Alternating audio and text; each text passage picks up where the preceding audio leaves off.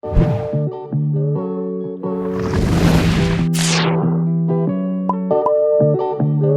to therapy.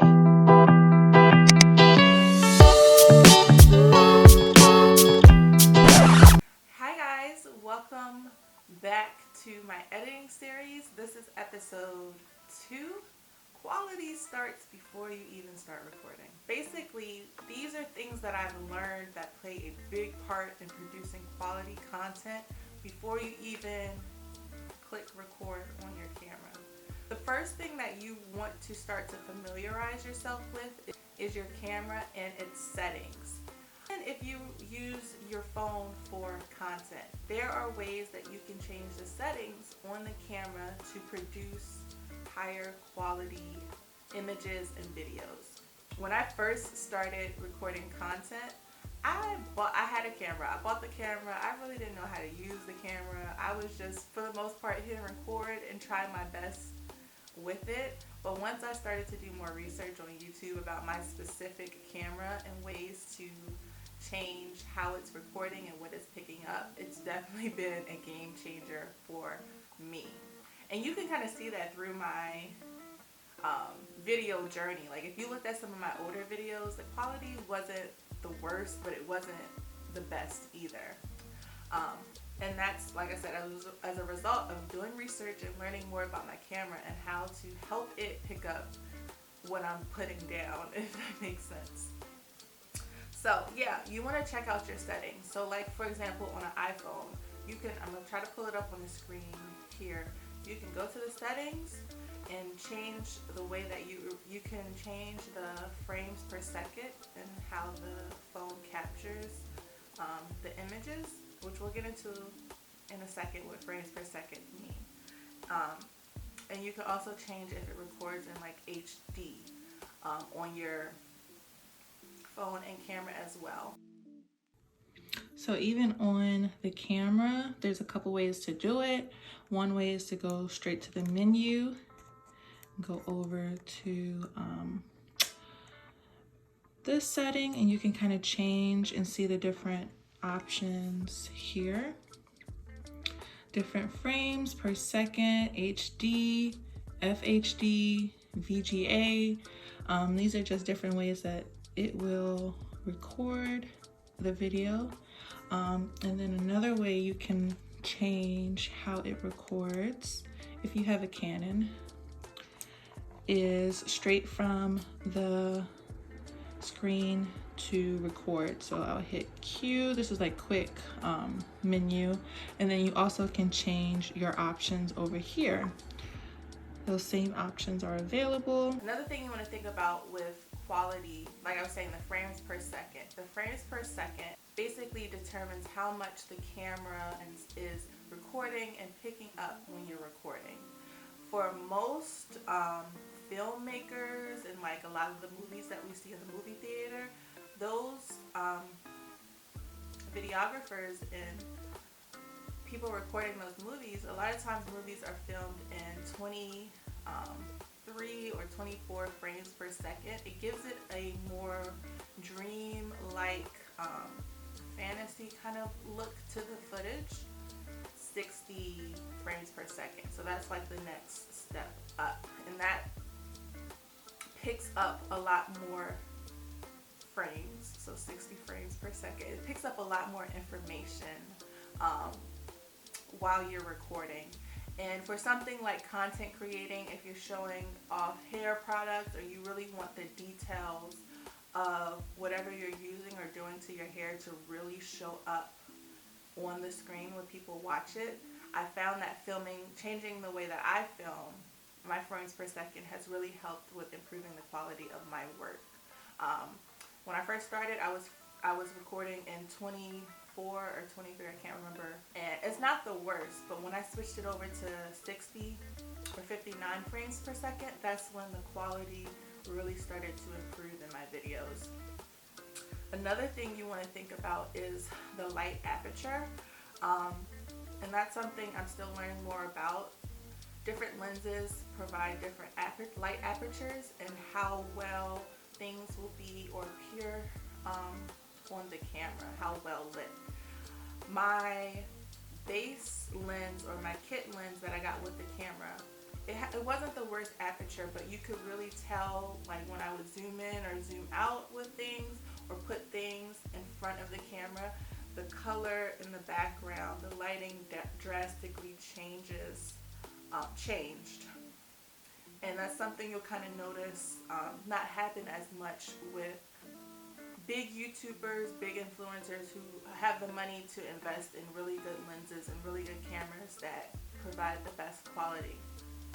I'm still using my same camera that I started off with, but I have switched up my lenses a couple of times and trying to figure out which ones give me the most well-lit footage.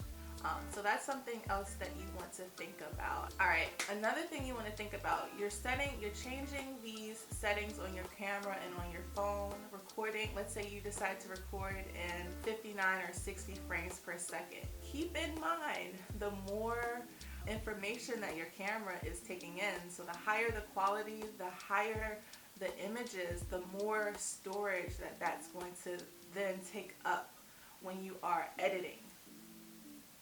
And so when it comes to SD cards, I know they could be pricey. The more gigabytes that you buy, they can be pricey, but in the long term, it's worth it, especially if you want to, like I said, produce higher quality videos and images. It takes up more space, and so you need to have that space. When I first started off, I was using SD cards that were like 32 gigs. And that helped me down because I was recording in a much lower quality. And so the size of my files wasn't as big, so I could, I had more space on the SD card. But once I switched over to recording in a higher frames per second, I needed some new SD cards. Like, I could not keep track of which card I recorded this on. A lot of times in the middle of wash day or the styling process, I was having to change my SD cards, having to run upstairs and clear stuff off of one SD card so that it would be available. It's just a lot. It gave me a lot of runaround, and then of course I would lose or misplace SD cards, and it was like I was playing hide and seek with these things. So eventually I upgraded to a higher storage for my SD card. Currently I'm using a 128 gigabyte card, and that thing is holding me down. Like, I can get a full wash day or full styling process footage all on one card, and that just helps with transferring files, that helps with editing, and that just helps with keeping track of everything. So that's one thing I would say to definitely invest in. And then another thing you want to think about is phone storage. If you're changing the settings again, or if you're changing the settings on your phone and you're using your phone for content, that's going to end up taking up a lot more space on your phone as well. And so that in turn takes me to the next thing. Laptops, what you're editing on. Like I said, at a time I was editing on my phone and on my computer. Currently, I mostly edit everything on my computer now. It's just easier for me. But you also want to think about your computer. How old is it? What kind of processor does it have? How much space and storage do you have on your computer? Because editing takes up a lot of space, and if you use a program like I use Adobe Premiere Pro, it takes up a lot of space, even just the editing process and saving all of that stuff. That takes up a lot of space on my computer. And then when I export it into the final video, that takes up even more space. My computer is a couple years old, but luckily I was able to invest in at the time it was a pretty penny. I'm not gonna even lie, I got this in grad school, so I definitely used financial aid money to help me get this computer. Just from past experiences with laptops, the cheaper the computer or laptop is, the less that you're probably going to be able to do.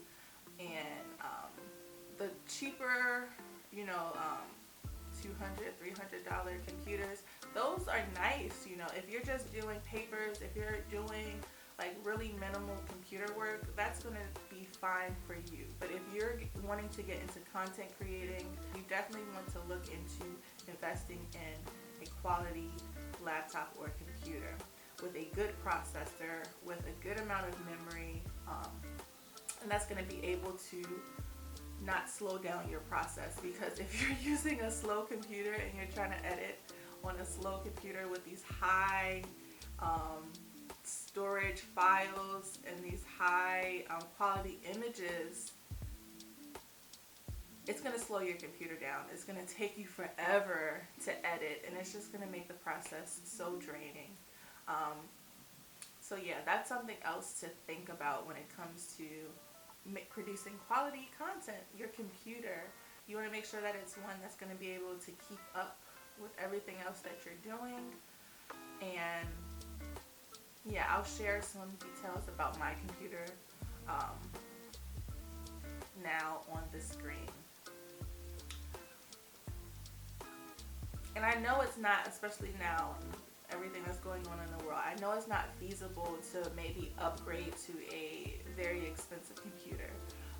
And that's understandable. A thing that you can do in the process of maybe saving up or figuring out which computer you want to invest in next, another thing that you can do is to invest in a external hard drive.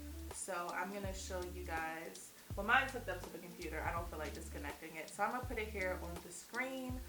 This is the external hard drive that I'm currently using. External hard drive is basically providing more space for your computer.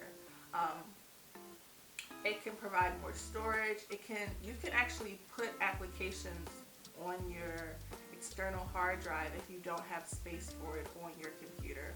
So for example, right now my Adobe Premiere, it's saved on my computer, but all of the information that I use, all of the projects that I'm working on, all of the videos that I export and might upload to YouTube or upload to Instagram, all of those are saved on my external hard drive, because it takes up, that stuff takes up so much space, it's ridiculous.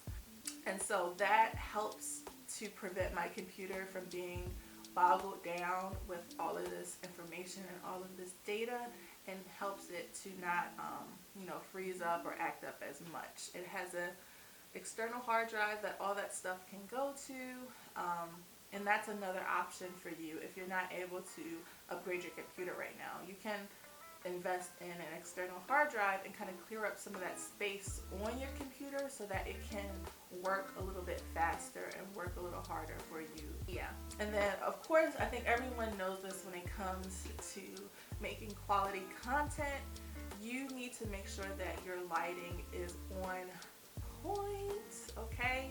Lighting is everything. If you have a product, if you're a brand and you have products that you want to share with people, are you gonna collab with a content creator whose images and videos are dark and grainy? Are you gonna collab with a creator or influencer who produces well-lit images, well-lit videos, and highlights your brand and product in the best lighting? Of course you're gonna go with that one, right? Lighting is one of the easiest ways to improve the quality of your work. When I started off, my lighting was horrible. I was trying my best, and sometimes you have to use what you have and learn along the way. When I first started off, I was using a DIY ring light. I was using lamps, like regular reading lamps like that one. Eventually I upgraded to soft boxes, and that's like, I feel like one of the cheapest options for improving your lighting, a soft box. And it doesn't have to be the most expensive. The biggest, you can kind of pick and choose when it comes with soft boxes and what you want to invest in. But that's kind of where I stepped up with that for a while, and that was holding me down. But then I realized, like, when I was doing more makeup and like all up in my face, the soft box wasn't giving me the same look and feel that I was trying to go for. So eventually I upgraded and I added a ring light to my lighting setup, and that's currently what I'm using now. And the ring light has made it so much easier. Like, trying to film in a small bathroom with two soft boxes and a camera tripod, that was difficult. But once I got the ring light, that helped with that quality content as well, and kind of it just made everything, it just brought everything together. So currently I film with 2 soft boxes and a ring light. And I think for now, I think that's all the lighting I need. Yeah, I think that's everything I wanted to say as far as quality before you start recording, before the camera starts rolling. Those are things to think about and research and consider to help improve the quality of your content. Yeah, comment down below if I mentioned anything that you may have not heard of or thought of when it comes to quality. Maybe if there's something that you think I left out or missed when it comes to improving your quality before you get behind the camera, or before you get in front or behind the camera, whichever. If there's something you feel as though I missed, please leave it down below in the comment section, along with any other questions about anything else I discussed in this video. I'll give you a little sneak peek of what we're going to be talking about in episode 3. I'm going to share with you guys my filming setup. Back in the day, so when I first started 2 years ago, 2.5 years ago, versus what it's like currently, and what I'm recording with currently. Hope you guys stick around for that episode, and I will see you in that video.